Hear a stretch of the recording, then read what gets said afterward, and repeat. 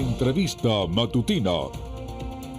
Amigos, bienvenidos a Entrevista Matutina por Venevisión. Aquí estamos, como todos los días, comenzando la jornada con los puntos de vista de los protagonistas de la vida nacional. Hoy nos acompaña en el estudio Alejandro Moncada, economista. Bienvenido, gracias por acompañarnos. Gracias por la invitación aquí a Venevisión. Muchísimas gracias. ¿Cómo percibir la situación económica del país? Hay mucha gente que bombardea la frase Venezuela se arregló, pero también es cierto que tampoco Venezuela está en la situación en 2022, al menos de lo que se aprecia en la calle, no está en la misma situación que estaba en 2018. ¿Cómo se percibe desde la academia?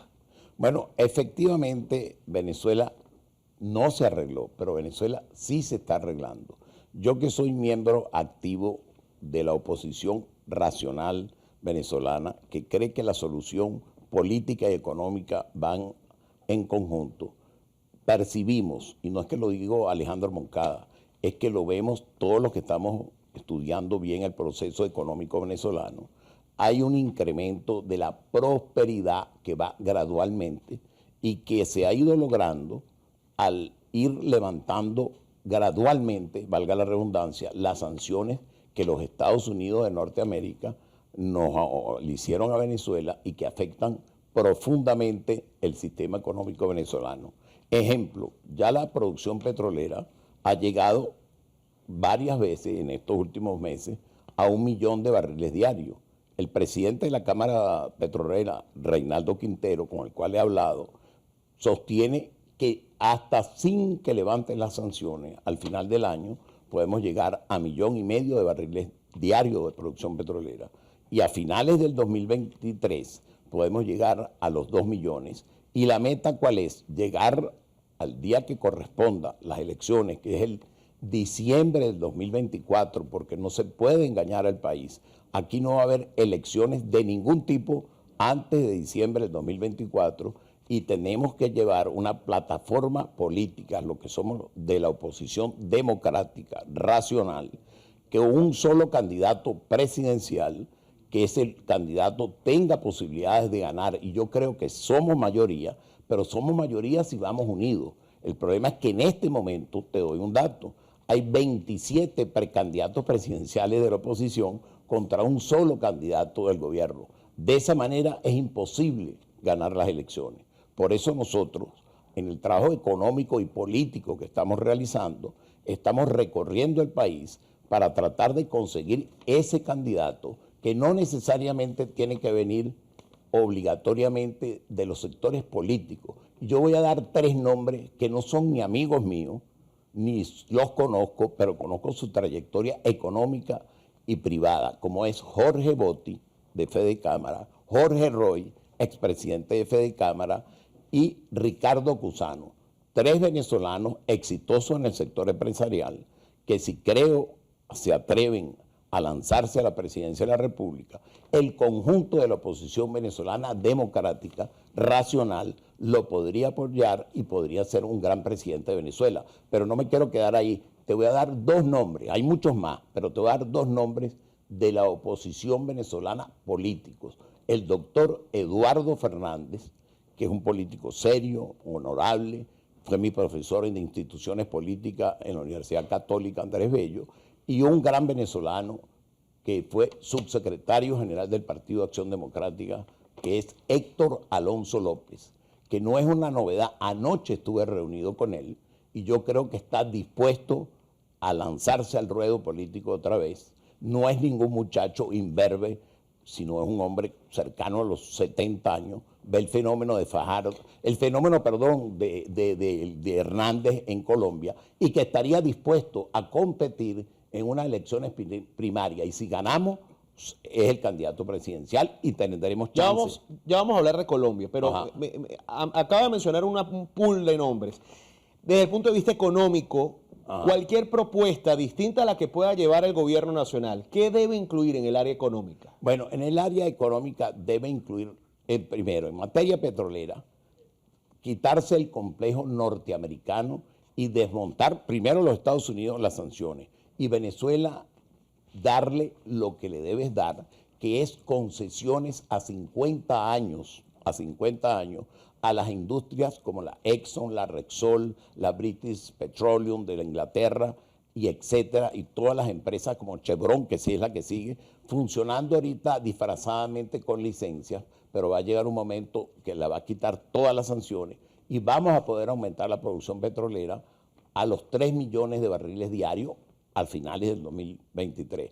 Y en otro sector importantísimo, que es el plan que nosotros estamos ofreciendo, es el de utilizar la inversión extranjera privada de venezolanos o privada de norteamericanos, pero sin sanciones, para poder utilizar los más de 450.000 millones de dólares aproximados que vale las reservas que están en oro en el estado Bolívar, y con eso podemos apalancar absolutamente el desarrollo de Venezuela y empezar a ahorrar para pagar por lo menos lo que se llama el servicio de la deuda, porque como tú bien sabes, hoy estamos en default y un país sin crédito no puede funcionar. Y tiene que quitarse el complejo a los que a veces son de derecha o se dicen de izquierda, pero que de todos modos no quieren aparecer como amigos de los norteamericanos.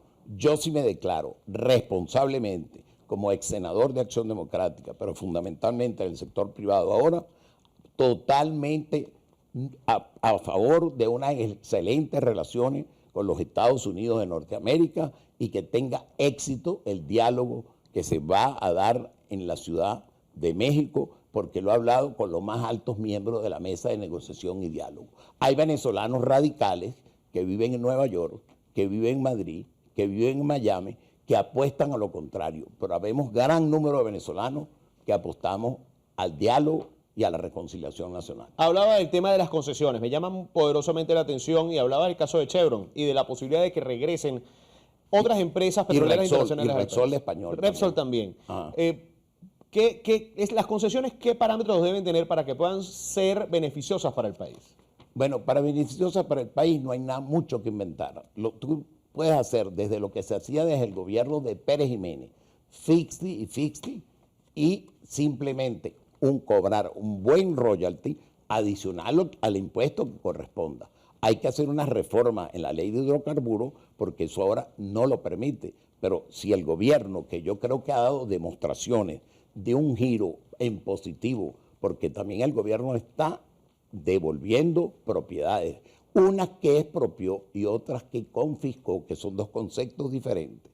Expropiación quiere decir que yo te quito algo a ti, pero te lo pago, precio justo. Y confiscación es que te la quito y no te pago nada. Bueno, las dos están siendo sujetas, que me consta, porque he hablado con los miembros de FEDECámara, unas las están pagando, pero la mayoría la están devolviendo porque no hay recursos para estarla pagando. Pero solo con que las devuelvan, como devolvieron Sanvili, es un ejemplo. Y en mi caso particular, te voy a decir uno particular, una gran propiedad que nosotros nos expropiaron en el estado Lara, respetable por lo menos para los números míos, que es de más de $1 millón, nos los devolvieron y ahí lo estamos vendiendo sin ningún problema.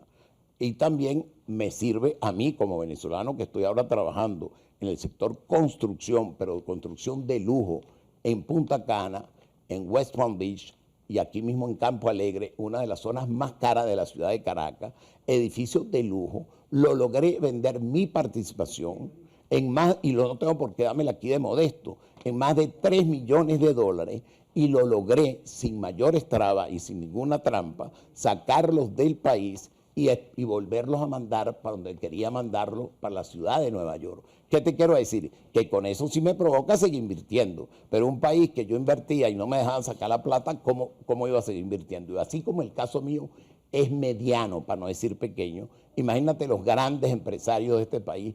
¿Quién, si no hay seguridad jurídica, independencia de los poderes, va a querer invertir en Venezuela? Pensando ya en esas posibilidades de inversión a mediano y largo plazo, y viendo lo interrelacionado que está la economía, el intercambio comercial entre Colombia y Venezuela, percibiendo ya el tema de las elecciones, una segunda vuelta entre Gustavo Petro y Rodolfo Hernández, ¿cómo pueden influir las elecciones en Colombia en las inversiones en Venezuela y en el comercio binacional? Bueno, yo creo que lo que pasó en Colombia hay que empezar por analizar que todo el mundo sabía que el que iba a ganar, no en primera vuelta, pero que iba a sacar a la mayor votación, fue Gustavo Petro. Eso no es sorpresa. La sorpresa fue Rodolfo Hernández, que le ganó a Federico Gutiérrez, y ahora la unidad completa de la oposición de derecha de la oligarquía colombiana, siendo yo de derecha en Venezuela, estoy analizando, creo que pudieran en segunda vuelta Rodolfo Hernández convertirse en el fenómeno político que llegando de segundo, porque nadie pensaba que llegaba de segundo, y ganen las elecciones.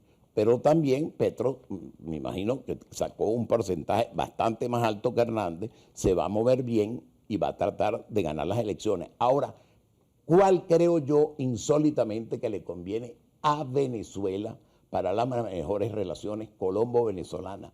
¿Sabes cuál? Con todo y que yo soy de derecha, Gustavo Petro, porque ya ofreció restablecer relaciones políticas, económicas y diplomáticas con Venezuela. ¿Y cuáles son las relaciones más importantes para Venezuela? Las relaciones con Colombia, las relaciones con Brasil y por supuesto las relaciones con los Estados Unidos de Norteamérica, que es nuestro primer o fue socio comercial y aliado. Y nosotros los primeros que le suministramos petróleo seguro, confiable, a 3 horas en barco, que digo 3 días en barco, en las costas de los Estados Unidos. No desde China, no desde Rusia, cuando estaban en buenas relaciones los Estados Unidos con Rusia. O sea que no hay país más confiable. Y con las reservas de petróleo, unas livianos, otros pesados, otros petróleo combinados que son entre livianos y pesados, pero es Venezuela, que sí tiene las reservas probadas de petróleo más grandes del mundo. Gracias por acompañarnos hoy. Muchísimas gracias a ti por la invitación. Estuvo con nosotros Alejandro Moncada, economista, en entrevista matutina por Venevisión. Amigos, gracias por acompañarnos. Que tengan una excelente jornada. Continúen con más de nuestras mañanas informativas. Ya viene la emisión matutina de Noticiero Venevisión. Fuerte abrazo.